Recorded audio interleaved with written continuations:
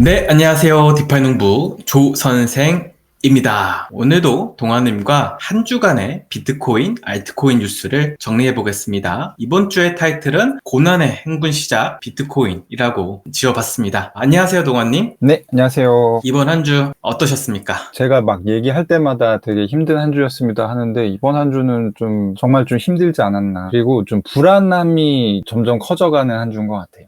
이게 너무 공감 가는 게 이번 주에 네. 전문 트레이더를 몇 번 만났는데 하나같이 똑같은 얘기를 하셨습니다. 어떻게 될지 모르겠다. 불확실성이 너무 크다. 이게 위로 갈 수도 있고 아래로 갈 수 있고 종잡을 수가 없다, 시장이. 그래서 굉장히 어렵다라고 많이들 얘기하시는데 그럼에도 불구하고 저는 약간 현물을 좋아하는 사람이라서 쌓아가는 거지 뭐 라고 하는 긍정적 마음으로 임하고 있습니다. 어쨌든 한 주간의 뉴스 알아보도록 하겠습니다. 지난 한 주는 비트코인이 2%가량 하락했고 나스닥은 1.4% 이제 하락했습니다. 제가 이번 주에 가장 궁금했던 건 뭐냐면 28일 날 급격히 떨어진 가격 추세였습니다. 이게 왜 떨어지는지 뉴스나 어떤 트위터에서도 확인할 수가 없다 보니까 꽤나 어려웠었는데 결과적으로 여러 가지 의견이 계시겠지만 이제 엔비디아의 실적 발표 후에 이게 가격이 좀 하락할 것이라고 하는 예측들을 해서 미리 포지션을 정리했던 거 아닌가 싶습니다. 이번 주 주요 뉴스는 이제 화면에 보시는 것처럼 3개로 정리할 수 있습니다. 물가 괜찮고 고용 좋고 미국 경제 성장률이 전분기 대비 연환산으로 이제 계산해보면 3%로 기록이 되었습니다. 굉장히 높은 수치인데 그럼에도 불구하고 뉴욕 증시는 혼조세 마감을 했고 특히 엔비디아에 대한 실망 매물이 이제 출하하면서 이제 투자 시장이 조금 흔들리고 있는 것 같습니다. 더불어서 이제 글로벌 이제 투자 은행으로 굉장히 유명한 UBS에서 미국 경기 침체 확률을 또 25% 상향하다 보니까 시장은 약세를 좀 보이는 것 같습니다. 동아님이 보시기에는 이번 주 어떤 뉴스가 가장 임팩트가 컸다고 생각하시나요?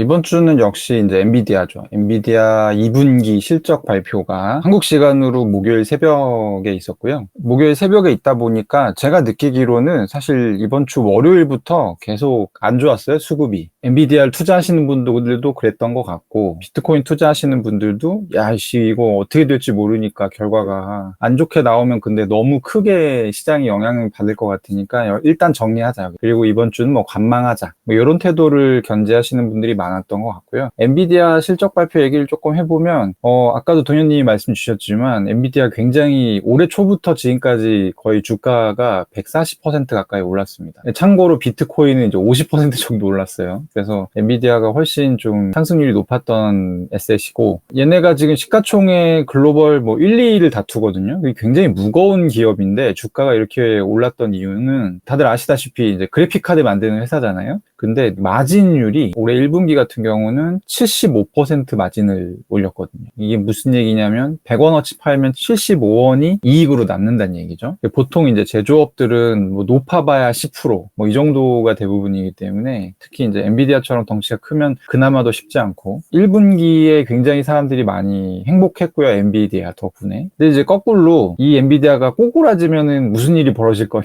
지금까지 행복했던 걸 좀 개원해야 될 가능성이 높잖아요. 나스닥 같은 경우도 지수가 올해 들어서 17%가 올랐거든요. 그러니까 그냥 나스닥 지수를 가지고 있어도 굉장히 준수한 수준의 연평균 이익을 올릴 수 있었던 게 이제 올해 상반기 장이에요. 그래서 나스닥 다반 나올 가능성이 높다 이런 이제 얘기가 나오면서 29일 새벽이 한국 시간으로 실적 발표였지만 그 전에 이제 많은 부분들 매도가 일어났던 것 같다. 이게 이제 이번 주에 제일 중요한 부분이었고 그러면 이제 앞으로 어떻게 될 거냐. 2분기 실적 발표는 사실 거의 전 분야에서 예상 상회가 나왔어요. 잘한 거예요. 엔비디아가 마진율 75% 이거 유지되겠냐 했는데 유지됐고요. 이게 2분기에도 진짜 말도 안 되는 경영 성적이 나왔는데 시장의 기대가 그거보다 훨씬 높았다는 이유로 가격이 이제 한 10% 정도 주가가 떨어졌고 이제 앞으로 그러면 엔비디아 어떻게 될 거냐. 이번에 나왔었던 엔비디아의 차기 칩셋이 있어요. 칩셋이 있는데 이 칩셋의 출하 시기가 4분기로 밀리면서 약간 이제 그 영향이 컸다고 저는 생각하거든요. 결국에 이제 기대 이하로 주가가 떨어졌던 거는 원래 3분기에 나온다고 했는데 이게 4분기로 밀리면서 그러면 재미없겠네. 요런 이제 사람들이 판단 내린 것 같은데 어쨌든 이제 3분기 실적 발표에서도 요런 성적이 이어질 거냐. 저는 좀 쉽지 않을 것 같아요. 그래서 그 부분이 부분이 한국 시간으로는 이제 금요일 아침이죠. 미국 시간으로는 목요일 장에 굉장히 많이 반영이 된 것 같습니다. 그래서 엔비디아가 거의 10%의 낙폭을 한 3%까지 줄였다가 다시 되돌림을 당했거든요, 가격이. 그래서 정말 지금 한치 앞을 내다보기가 굉장히 어려운 약간 그런 타이밍. 비트코인 같은 경우도 어제 이제 59,000달러에서 시작해서 61,000달러까지 회복을 했다가 엔비디아가 무너지니까 다시 59,000달러로 롤백이 됐습니다. 정말 위험자산 가격을 한치도 내다보기 어려운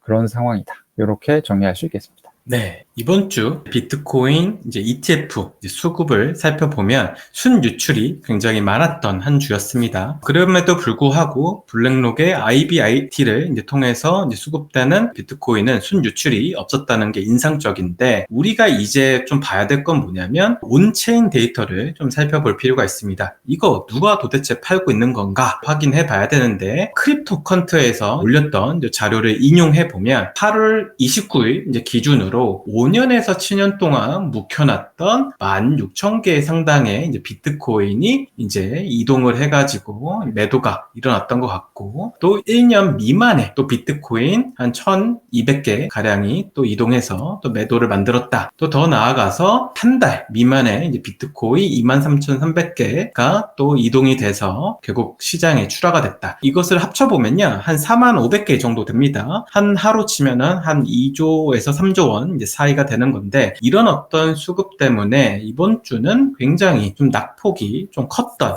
한 주 아니었나라고 좀 생각됩니다. 앞서 말씀 주신 것처럼 투자 심리를 흔들 만한 여러 가지 뉴스도 좀 있었지만, 온체인상의 찍힘 데이터가 결과적으로 굉장히 많은 물량이 이동을 했고, 그것이 시장에 출하된 것으로 집계가 되다 보니까 결국 매도 압력을 조금 키웠다라고 정리해 볼 수 있을 것 같습니다. 그럼에도 불구하고 좋은 뉴스가 하나 있습니다. 믿을 건 우리 트럼프밖에 없다. 우리 트럼프 이제 대통령 후보께서 미국을 이 지구상에서 유일한 이제 크립토 수도로 만들겠다라고 굉장히 크게 이제 좀 발표를 했습니다. 그에 따라서 사람들은 이제 오르나라고 이제 생각도 할 수 있는데, 이런 말을 수차례 했었잖아요. 그러다 보니까 시장은 딱히 반응하진 않지만, 그래도 이런 어려운 시장에 믿고 갈 만한 사람이 생겼다는 건 좀 좋게 좀 해석할 수 있을 것 같습니다. 앞서 말씀 주신 이제 엔비디아의 이제 실적 발표가 이번 한 주에 가장 큰 뉴스였는데, 전년 동기 대비 매출액 성장률이 이제 120%로 굉장히 어떻게 높은 것을 기록했지만, 그 리서처들이 기대한 바는 200%였기 때문에 시장 하회다라고 좀 해석한 바가 있고, 그 다음에 두 번째로 이제 순이익도 75%를 이제 지켜냈지만, 그 리서처들이 이제 기대하는 바는 이제 100% 가량이 됐었기 때문에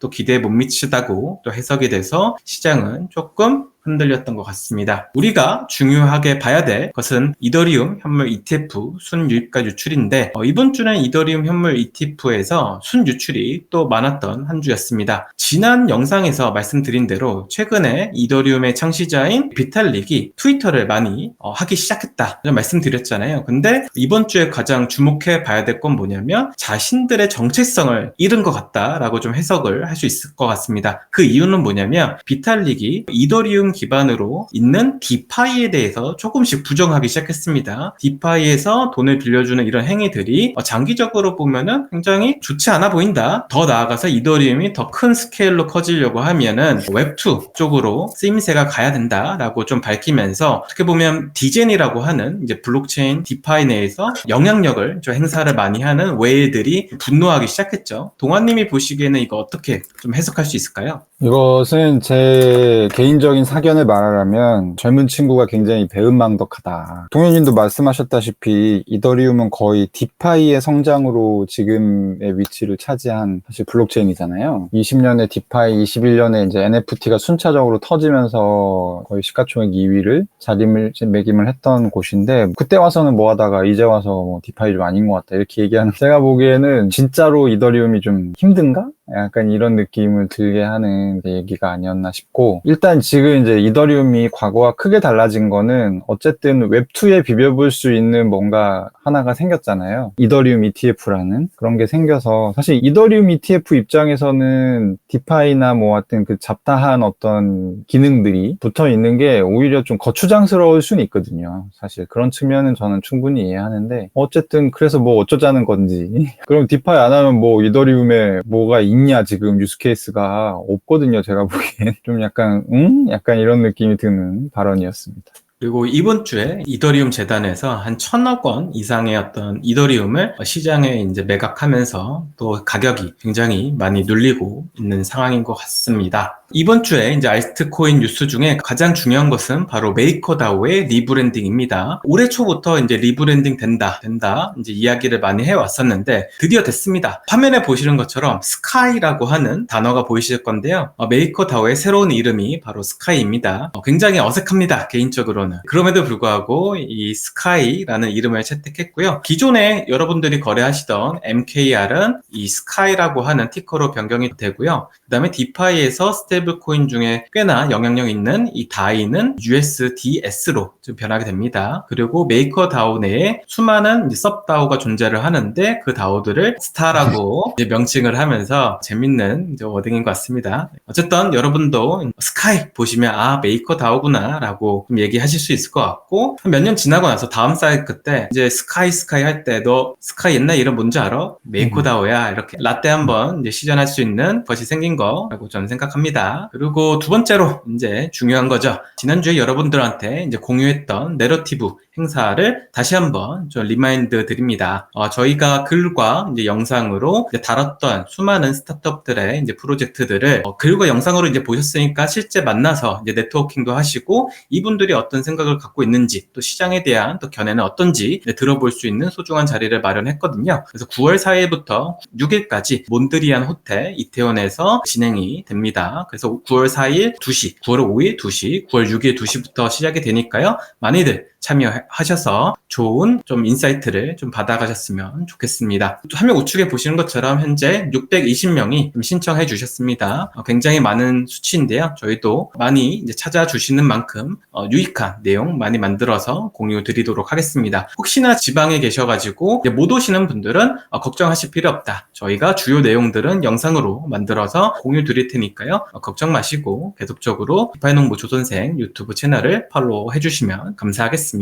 오늘도 동아님과 함께 한 주간의 비트코인과 알트코인 뉴스를 다뤄봤습니다. 이번 주는 조금 지루한 감이 있습니다. 그럼에도 불구하고 다음 주는 또 어떤 일이 벌어질지 한번 잘 지켜보고 정리해서 여러분들과 공유드리도록 하겠습니다. 이번 주도 감사했고 디파이농부 조선생은 다음 주에 유익한 컨텐츠로 찾아뵙도록 하겠습니다. 감사합니다. 빠이, 안녕. 안녕.